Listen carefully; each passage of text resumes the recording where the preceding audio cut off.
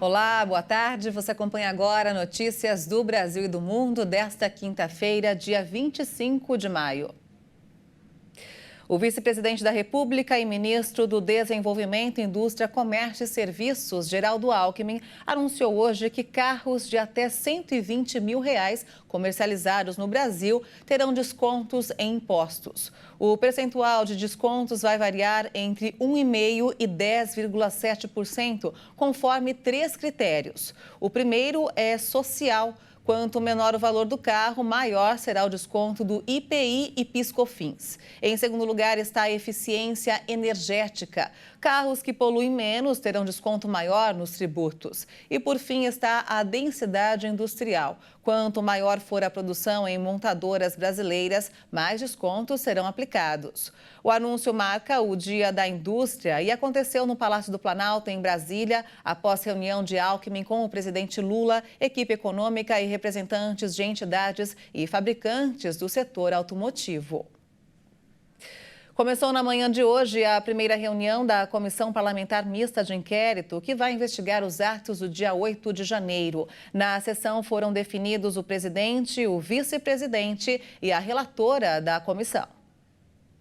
O deputado Arthur Maia, do União Brasil da Bahia, foi eleito presidente da Comissão Parlamentar Mista de Inquérito, que vai investigar os atos de radicais do dia 8 de janeiro.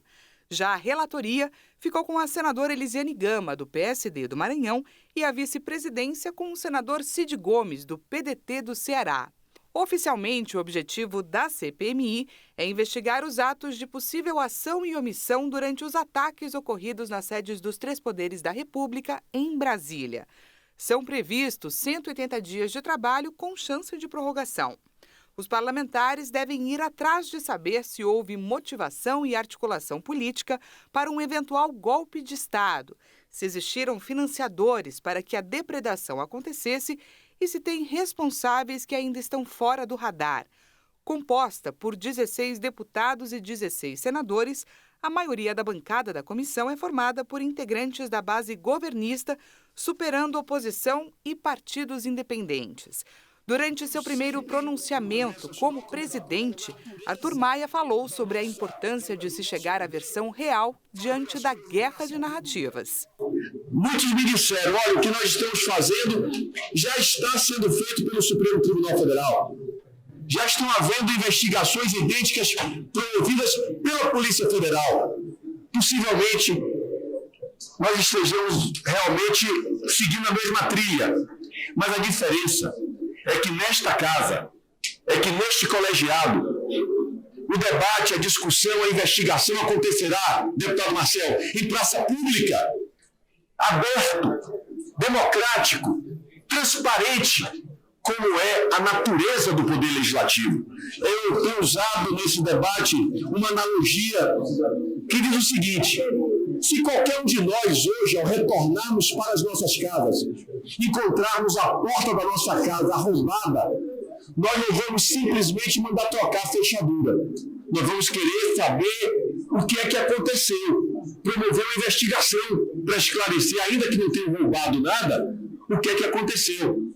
Pois bem, a porta foi arrombada e cabe a nós saber quais foram as razões que levaram a que essa porta tenha sido arrombada. A leitura para instalação da CPI ocorreu na primeira sessão conjunta do Congresso Nacional deste ano, no dia 26 de abril. A reunião de instalação foi presidida pelo senador Otto Alencar, parlamentar de maior idade entre os integrantes da comissão. A prévia da inflação perdeu força no mês de maio. O índice fechou o mês com uma queda de 0,06 ponto percentual em relação ao mês de abril. O Índice de Preços ao Consumidor Amplo 15, o IPCA 15, considerado uma prévia da inflação, foi de 0,51% em maio, após alta de 0,57% em abril. Os dados foram divulgados pelo Instituto Brasileiro de Geografia e Estatística nesta quinta-feira. No ano, o IPCA 15 acumula alta, de 3,12%, e em 12 meses, de 4,07%, abaixo dos 4,16% registrados nos 12 meses anteriores. 7 dos 9 grupos de produtos e serviços pesquisados tiveram alta no mês de maio. Saúde e cuidados pessoais, com alta de 1,49%, e alimentação e bebidas, com 0,94%, foram os grupos com maior impacto no índice do mês, com um aumento de 0,2 ponto percentual cada. Na sequência, veio o grupo habitação, que contribuiu com 0,07 ponto, uma alta de 0,43%. Os 2 grupos que registraram queda foram artigos de residência, menos 0,28%, e transportes, menos 0,04%.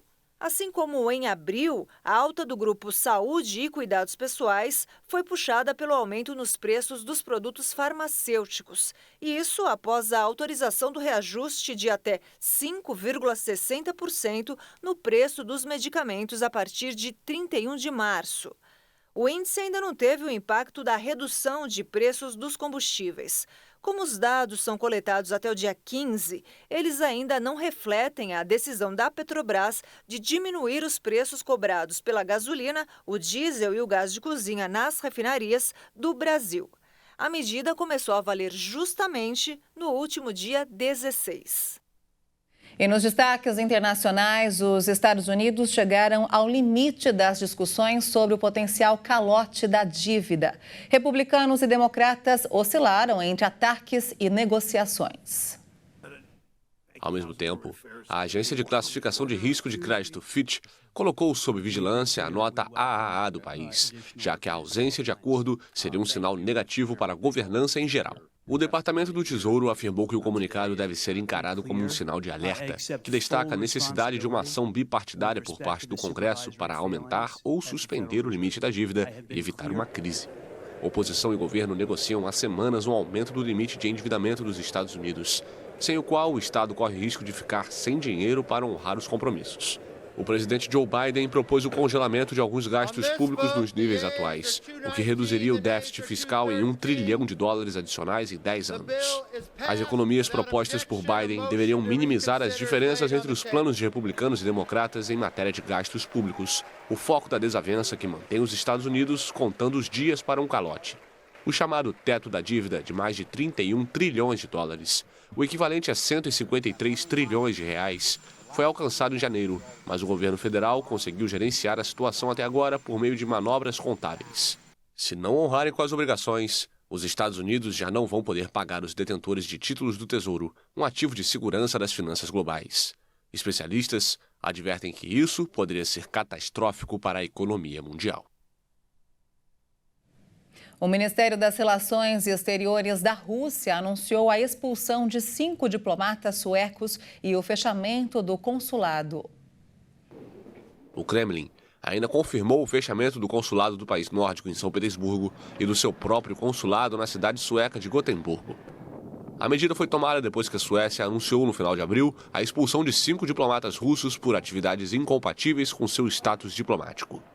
A Rússia chamou a expulsão de um ato abertamente hostil e acusou a Suécia de realizar uma campanha russofóbica. Os laços russos com os países ocidentais sofreram uma deterioração sem precedentes depois que o presidente Vladimir Putin enviou tropas à Ucrânia em fevereiro de 2022 e o Ocidente adotou sanções contra Moscou. E essa edição fica por aqui. Você acompanha outras informações logo mais às 5 da tarde com Beatriz do Vale. Eu volto no Jornal das 18h30 ao lado de Juliana Dariva. Até lá.